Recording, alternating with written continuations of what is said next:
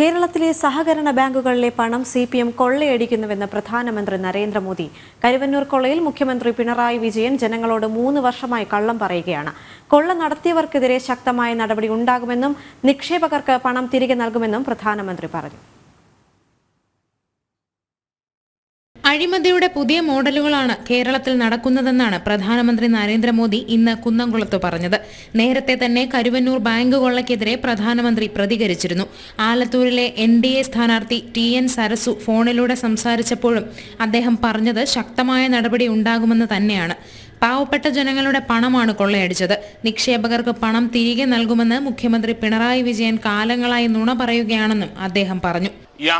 CPM के मुख्यमंत्री 3 साल से लगातार झूठ बोल रहे हैं.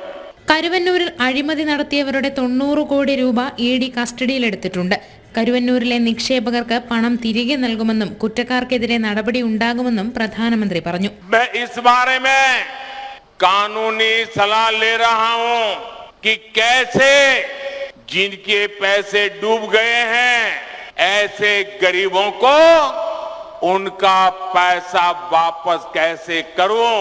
പ്രധാനമന്ത്രിയുടെ വാക്കുകൾ നിക്ഷേപകർക്ക് ഏറെ ആത്മവിശ്വാസം നൽകുന്നതാണ്. കരുവന്നൂർ കേസിൽ കേന്ദ്ര ഏജൻസികളുടെ അന്വേഷണം മുന്നോട്ടു പോകുമ്പോൾ CPM നേതൃത്വവും കുരുക്കിലാവുകയാണ്.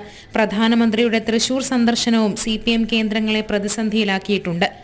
ജനം, തൃശൂർ.